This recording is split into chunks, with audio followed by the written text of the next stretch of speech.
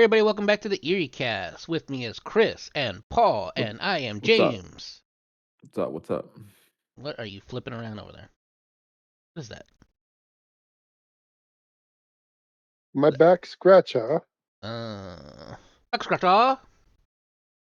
Back scratcher. Oh yeah, there we go. I use it to scratch my balls sometimes too, dude. I love it. All right, we're watching the new videos from Dark 5. They met something not human, then they vanished. 5 cases. Fuck. So I before think we it's get about into this, what are we aliens. getting into? Aliens? I think so, yeah. I didn't watch the video yet, so I'm going to be as Yeah. surprised as you. Surprising.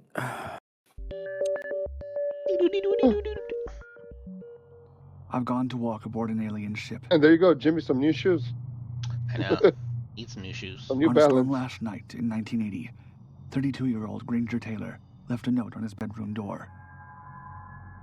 It read in part, quote, "Dear Mother and Father, I've gone away to walk aboard an alien ship. Recurring dreams assured a 42-month interstellar voyage. Yeah, he went to Love, Mexico, dude. Granger." Then he He went to vanished. that Tijuana surprise over there, dude. Got a cool name, Granger. Search parties combed the woods of Vancouver Island, where Taylor had lived on his parents' farm. They found a workshop littered with half-built machines, rusting bulldozers, and the shell of a homemade spaceship. For 6 years, there was nothing. Yo, he must have been on Then, some in good 1986, shrooms, man. Loggers stumbled upon a crater high on Mount Prevost. In the center, twisted metal, shards of blue paint, bone fragments, and the charred fabric of a shirt his mother had sewn. The picture looks fake as hell. The truck's VIN matched Taylor's Datsun. Officially, he was dead.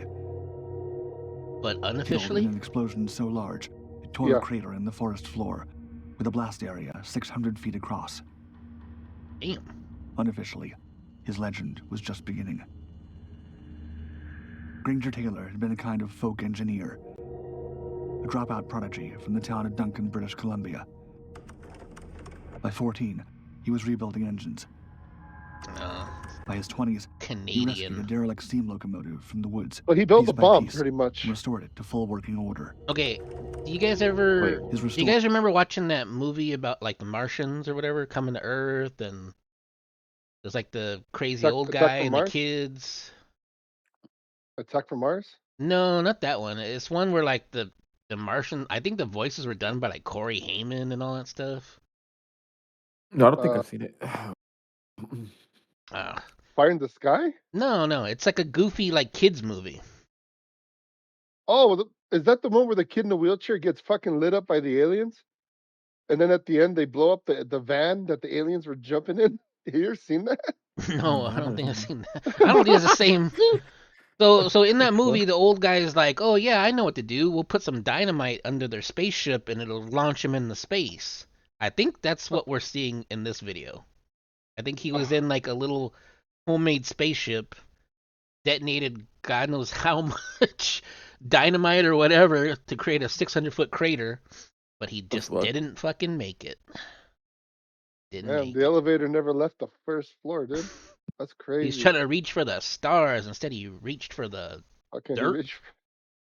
The dynamite reached for his ass, pretty much. Yeah. Blew him up. That's crazy. But at least he was an idiot savant or World something. War II Kitty Hawk fighter drew crowds. But his true obsession was what lay beyond Earth itself. Dios mío. By the late 1970s, amid a global UFO so fever, cinematic. fueled by films like Close Encounters and Star Wars, Taylor began to believe he could communicate with extraterrestrials.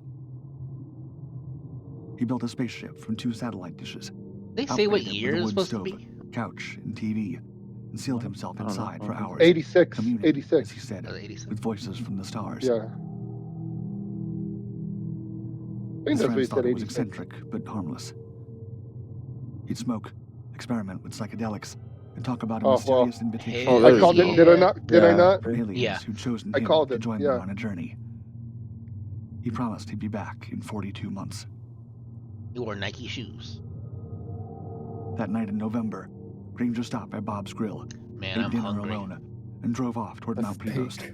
carrying a large amount of dynamite taken from his family's shed. I called bro. it too. I called it Fuck. too. This wasn't What entirely the fuck? unusual, as he often kept dynamite Are they in gonna his show us truck for pictures of blasting this, or tree is this stumps. all just gonna be just random I think it's PowerPoint just a Around 8 slides? p.m., story, like a witnesses heard PowerPoint a distant Oh my presentation. boom. god.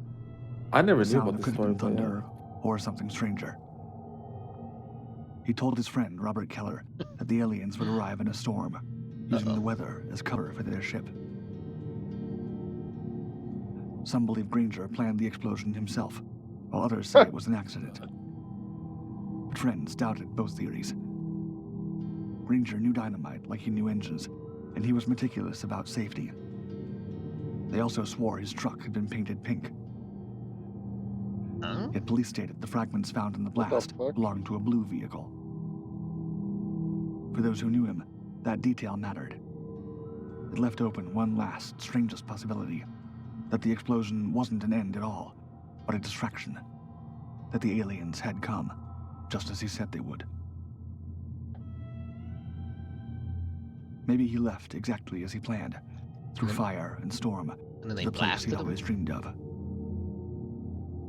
After all, Granger's note didn't say goodbye. It said he'd return. Huh. 27 giants in copper coffins. Oh, okay.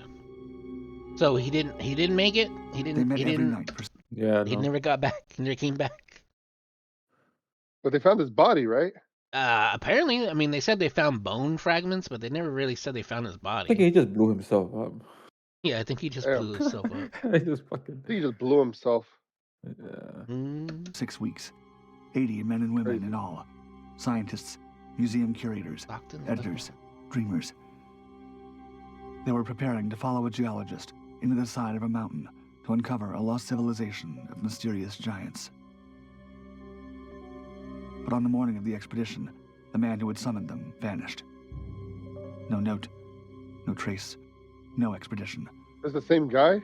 Just an open question Is it a that different still story? haunts the What shadow happened? of Mount Shasta. Yeah, it's a different, completely different story. This is 27 Who was giants or J.C. something. Brown? Damn, that's a And what did he crazy ass find in the fucking mountain? transition. I wasn't ready for that. Yeah, because it doesn't give you like a. 3 decades earlier, Oh. in 1904, Because Brown- your Cro-Magnon brain needs like a visual transition. You need that PowerPoint slide. I need some grilled cheese, bro. Grill. claimed he discovered an ancient tunnel beneath Mount Shasta while surveying for gold. I'm so hungry. I An know. 11-mile passage Listen, that wound into I'm the hungry volcanic too. heart of Northern California's most mysterious peak. Inside, he said, were things no man should have seen. Machinery of unknown origin, a glowing worship room, golden Saw his tables mom and etched dad with lost languages, and doing it. 27 skeletons. Giants, some Oh, over shit. 10 feet tall, entombed in copper sarcophagi. That's how they pronounce When it? Brown reemerged, Sarcophagi? He buried the entrance and kept Like, silent for that's years. like multiple unsure of what he had found. sarcophaguses. Oh. But sometime after 1920, a new theory began to spread in California's mystical circles. That the West Coast was all that remained of the lost continent of Lemuria. A Pacific Atlantis, whose people, impossibly tall telepathic beings known as the Lemurians, had fled underground after a cataclysmic flood. Books like Lemuria, the Lost Continent of the Pacific, turned Mount Shasta and its tunnels into a magnet for seekers. Where the hell is Mount Shasta? Brown Oh. became obsessed with the theory. I've heard of it. Good I don't know where it's question. at, Yeah, I've though. heard Mount Shasta. I don't know where it's at though. Hold on, let's look this up. In America, Mount right? Or Yeah, is there in more than one California, Mount apparently. Shasta? Manchester. Yeah, Mount Shasta, Peak, California. Okay, I thought so. Convinced he'd found the last refuge of a lost civilization. Huh. Yet the discovery seemed to curse him. Friends he confided in, he said, died in freak accidents. He vanished for years, surfacing occasionally to tell his story in bars and mining towns. By 1934, at age 79, Brown resurfaced in Stockton. He recruited 80 people to accompany him back to the tunnel. He promised expedition members the artifacts inside 2 rooms. He would keep what lay in the third. For 6 weeks, they planned every detail.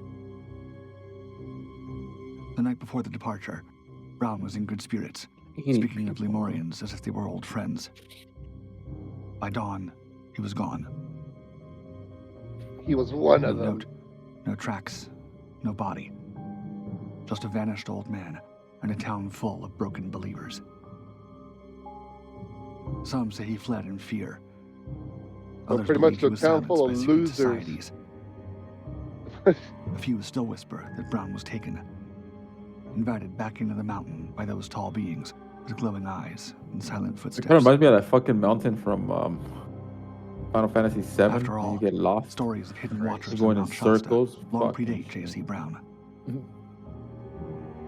For generations, the Modoc and Wintu tribes spoke of spirits who dwell above the tree line, a place reserved for the gods, where mortals were never meant Okay, to walk. I'm sorry. This is all over the freaking place. Yeah. I don't get it. So he disappeared forever, came back when he was like 80, then recruited a bunch of guys to go into the mountain with him, and then just never showed up? Or he Yeah, disappeared he while he was disappeared. in there? Mm-hmm. And then now we're talking about Native Americans all of a sudden? I'm just trying to keep track. I'm losing it. One-way moon ticket. New Because video. I'm telling you, dude, that transition. Yeah. Well, once you see the shoe, that's a transition. They Yeah, told Oh, the okay. at transition, the yeah. airfield The that they New were going to Balances. meet friends. Not in the desert, but beyond it. They called these friends the Messarians, aliens who were hiding on the moon. Moon Syrians? On November 11th, 1953, two men climbed into a rented Cessna at a small Los Angeles airfield and vanished into the sky. They had 3 hours of fuel, no flight plan, and a belief they would not be returning. My cat's trying to sabotage the podcast here. Carl Hunrath was an electrical He climbed engineer up on my with a computer, almost volatile turned it off. temper. Nice. Wilbur Wilkinson was a family man with a wife and 3 children. Goddamn. His was a seemingly normal existence. At odds guess with a he living killed room himself. wallpapered in UFO sketches and strange pictographs labeled with an unknown language. Together, they built a device called Bosco, which they claimed could bring down flying saucers. But Hunrath's connection to the name went deeper. The year before the disappearance, he claimed a tall man in a dark suit entered his bedroom in Wisconsin, paralyzed him, and injected him with a strange chemical. The being introduced himself as Bosco, an emissary, quote, from the Brotherhood of Galaxies. Let me guess, was he out here in West Hollywood or what? His message was simple. The world was heading toward atomic annihilation in a war with the Soviets, and Hunrath had been chosen to help stop This it. kind of must be like a. He must have made When it because Bosco we vanished through the window, didn't destroy Hunrath ourselves. said he could still see the light from his departure. After that night, Hunrath was changed. He quit his job and began designing weapons. Blueprints, he said, downloaded telepathically from aliens. Wilkinson followed him like a disciple, uprooting his family and moving 2,000 miles west to Los Angeles, where they embedded themselves in the fringe UFO scene. There's something about crazy people in Los Angeles, like a They met magnet. George Adamski, the infamous contactee who claimed to have spoken Like, what with the angelic fuck is going beings from on, Venus, and George Hunt Williamson, who once tried to reach aliens via Ouija board. Even the FBI The took notice fuck? of the group. By autumn, Hunrath was convinced the Messarians had chosen him for a mission. He began calling friends, telling them that people were already being taken off-planet. He said he might be next. If he disappeared, he warned, quote, "Don't be surprised." Then they found 200 pounds of dynamite in his morning, car. He and Wilkinson rented a Cessna 140 from Gardena Valley They Airport found around 12:30 p.m. They found 200 pounds lifted of off toward the high fucking country. C4 in his ass. Most people presumed that Hunrath He He's trying to almost fly made it to the moon. probably crashed somewhere in the mountainous terrain east of Los Angeles. Los Angeles? Yeah, what are the people of Los Angeles? Search planes from the Los Angeles County Sheriff's Aero Squadron and the Civil Air Patrol spent a week combing the mountains, but no wreckage was ever found. In the vacuum, theories multiplied. A mountain downdraft crash that eluded searchers. A futile dash toward Mexico on too little fuel. A staged disappearance. But for believers, it was an off-planet pickup. Hanrat's prophecy came true, and they were lifted from the sky by the very beings they sought. But didn't it say that they crashed? The Los Angeles Mirror News Yeah. helped amplify that narrative 9 days later in a story linking the case to UFO abductions. To this day, no trace of the aircraft or the men has ever been found. Oh, I guess it didn't crash. The plane simply vanished. Either way, Ooh. somewhere between Los Angeles and the void, 2 men went searching for the stars and never came back. They made it. The Silver Elves. Oh god, how many Silver more of elves. these videos, bro? There is On like gray Arkansas morning, another 8 duck minutes of hunters this. stumbled upon a maroon SUV parked at the edge of a flooded bayou. Not an SUV. The keys were still in the ignition. The driver's Mustang. clothes, pants wet at the knees, shirt still warm, wallet untouched, lay stacked in a neat pile 100 yards away. Then he But what moved to chilled Los investigators Angeles. most wasn't what they Yeah. found in the woods. It was what they found in his journal. A passage about the Silver Elves, a secretive group that spoke of walking into water, of rebirth, of immortality. What the hell? The missing man was 23-year-old Matthew Pendergrast, a Rhodes College student who believed in kindness, service, and perhaps something otherworldly. Pendergrast wasn't some wayward driver. He was the son of an Atlanta surgeon, a cross-country runner, a drummer, a volunteer for orphans in the Dominican Republic. Hmm. His senior thesis was nearly done, and he was only 2 weeks away from graduation. He'd been upbeat the night before. A voicemail he left that morning was mundane, quote, "Everything's all right. No problem." Except, of course, everything was not all right. There was a problem. In the days that followed, police dogs traced Matthew's scent from the pile of clothes to the water's edge. But they found nothing else. No trail, no struggle, no body. Then investigators opened his journal and made the discovery. A single mysterious phrase. Silver Elves. To Silver most, it meant nothing. bells? To detectives, Bells? it Never even heard suggested of that. something Bells. darker. The group was Burger founded in the Town? 1970s. Oh by hell, Bells. dude! Michael What and the Martha Love, Pause. known as Pause. Zardoa Silver Wait, Star wait, what and the Silver hell? Pause. Flame. Fucking pause, please. They believed some humans are Go back to the picture, Oh god. please, please, please. Oh my fucking What god. the fuck? They So look like is elves. the So idea that people like that go, oh, I saw aliens and silver elves. Dude, was the guy tripping balls when he saw these two? If I was on fucking acid or shrooms or any other fucking like psychedelic drug, yeah, I would think these are fucking aliens. Look at them, dude. What the fuck is going on, bro? What the I mean, fuck? This I is fucking understand that cosplay the before cosplay was a thing. the narrator is trying to establish that this kid was like a normal kid, did great things, blah blah blah, and then somehow, some way, it just fell into the wrong cult of silver elves. Yeah, look, man. This dude, look, sorry to be blunt, but this dude was getting rammed by these two. I know for sure she had a fucking strap on. Ugh. He had a strap on too, dude. It was going down to Chinatown with these two. Look at him, bro. Do you think those are real ears? Like Those they are not did real something ears. to their ears, like surgical or something? I wonder if surgically they might have. Mm-mm. But come on, yeah. Whoever the guy who fell into this fucking cult here, he was getting his fucking bussies touched, dude. I'll tell you that. Yeah, he was getting that fucking wobbly tower, dude, with these two, or the wobbly H. Is that what it's called? I have no idea Yeah, what you're bro. talking about. Yeah, no, they were definitely doing the wobbly H with these two. Yeah, bro, that's. That's weird. They And definitely by the played. way, They definitely played Twister every Thursday. That's for sure. they're definitely from fucking California. They have to be. This is the biggest California thing ever, bro. Look at them.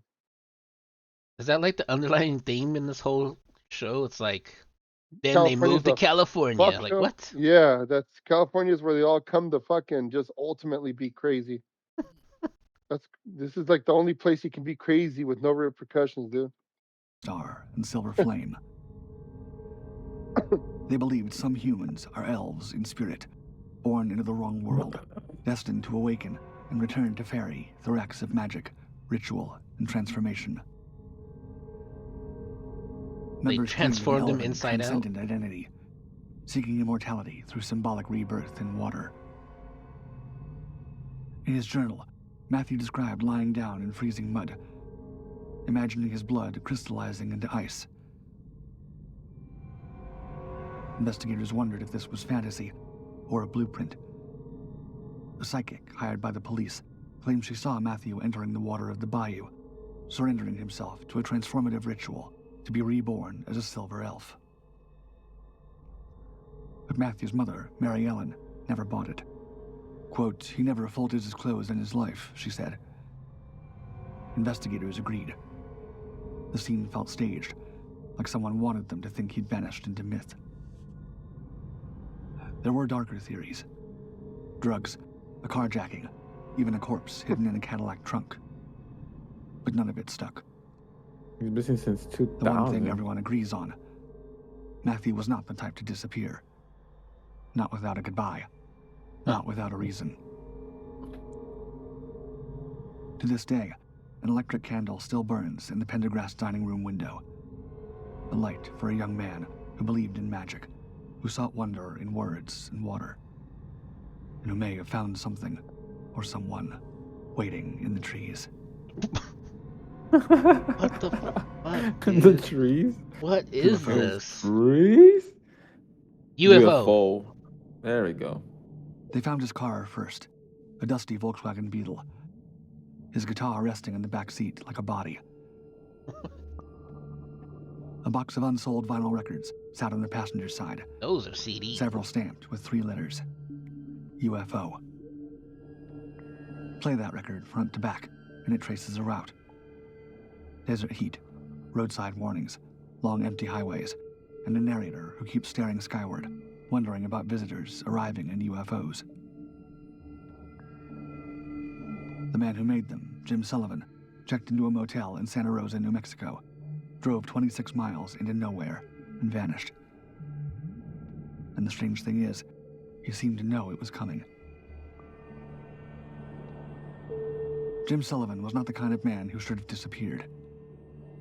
A tall, magnetic figure from a blue-collar family in San Diego, he drifted to Los Angeles in the 1960s, chasing a dream as a musician. Not looking good. His wife, Barbara, worked I gotta at get the Capitol hell out of here, Records. dude. Jim played Malibu bars by I night gotta get the fuck with out a of surf here. crowd mixed with Hollywood strays. Hollywood He hung out with Dennis Hopper, who cast him in the film shit. Easy Rider. The fuck? The Wrecking Crew, the same studio band that played for the Beach Boys, backed him on his debut album, titled UFO, in 1969. It was a strange, haunting mix of folk and cosmic Americana that no one quite knew what to do with. The lyrics read today like messages from another dimension. He wrote about long highways. Okay, wait, and is this strange- real? Shaking like a leaf on the desert heat. His daddy's got a bag that's hard to beat. I bought me a ticket, got a front row seat. I'm checking out the show with a glassy eye, looking at the sun dancing through the sky. Let Did me he look come this by up on UFO? Spotify. Wait, that's lot actually of a tricks were song? pulled in a book I read. Only man I know that got up from the dead. A lot of people living by the words that he said. I'm checking out the show with a glassy eye, looking at the sun dancing through the sky. Did he come by UFO? Talking about Jesus Christ coming through a UFO? Okay, hold on one second. I gotta see that. Wait, what the heck? What was his name? Look it up on Spotify. Too late. It was Jim Sullivan UFO. Oh, now I know where it's coming from.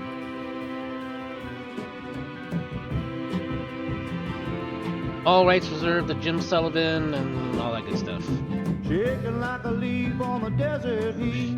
His daddy's got a bag that's so hard to beat. I bought me a ticket, got a front row seat. I'm checking out the show.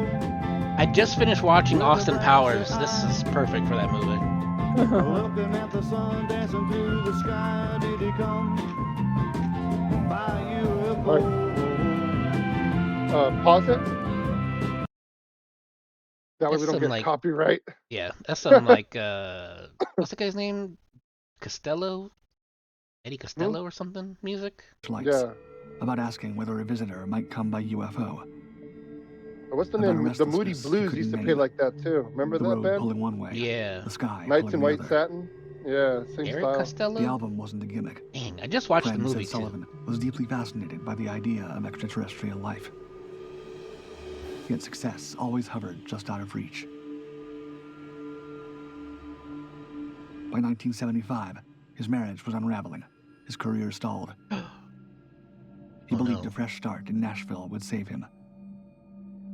Instead, it became the last waypoint on a road to nowhere. The state in Los On March Angeles. 4th, Jim left Los Angeles with $120 and a head full of songs. Somewhere along the way, he was pulled over by police near Santa Rosa, New Mexico. He passed a sobriety test, checked into the La Mesa Motel, and bought a bottle of vodka. The next morning, he drove 26 miles into the desert and vanished. When his car was found days later, everything he owned was still inside. Money, clothes, records, and that guitar. To anyone who knew him, that detail was chilling. Jim would never have gone anywhere without his guitar. Huh. The official theories were predictable. Murder, foul play, or simply wandering into the desert to die. Yeah. But none of them fit. There was no body, no struggle, no real sign of distress. What lingered instead was the unsettling coincidence between the man's music and his fate. Oh, God. Decades later, a small label reissued UFO and reignited the mystery. Listeners today call it one of the eeriest lost albums of the 20th century. Jim's voice sounds weathered and prophetic, as if broadcasting from somewhere just out of reach. What? Maybe he is still out there, somewhere beyond the headlights, singing into the static of the desert night. A voice on the radio that was never meant to come home. I can't anymore with this. Which of these disappearances gives you chills? Oh, thank Let me God know it's in the over. comments. As always, thank you for watching Dark 5. Thoughts? Prayers? Bro, thank you for watching the show. We'll see you guys next time. Look, man, like, video was cool. Say the last hearing one, maybe. these That's the only stories, one. but you guys know me. I hate the formats of these videos. I don't like just listening to stories and then random pictures in the background. I want actual footage of shit. That's what I like. Like this like nothing. Well, people like to hear the stories or whatnot. I'm not shitting on the guy doing the format. Just me personally, I hate this format. I hate it because I want to see some pictures. Right, I want to some see some limbs. footage. I want to Yeah, know I what the like that aftermath is. I don't want to be Yeah, I like, don't want oh, to be it's like, looking at fucking who slides. knows This what isn't happened to him? And it's like, we fucking just found out PowerPoints. that he's fucking dead already or whatever. But the stories were interesting, though. I like the stories. They're really cool. It's just I don't like the format. I can't. It's very hard for me to This focus came on out this like 2 format. weeks ago. Stories are not bad though. I like the first one where the guy blew his butthole up with the dynamite and stuff. Yeah, it's this one. He was in here. Look, and I bet you he was like, crisscross applesauce in that motherfucker. He's When like, that fucking dynamite went off. I'm communicating with the stars. Yeah, dude. He's like, he was so smart. He was so brilliant. He was dropping acid. I'm like, oh shit. He's doing black With tar heroin experimenting. that he made Oh, himself in his own shit. lab. Like, bro is cooking. All right. My dog's freaking bugging me to go use the bathroom. Poor thing. Even the format made her want to take a dump. All right, let's end it there then. Thank you guys for joining us. We've been the Eerie Cast. Please like and subscribe. And check out Jim Sullivan and his cool little folksy album. Mm-hmm. Laters. Later's everyone. Bye. Oh, chop suey.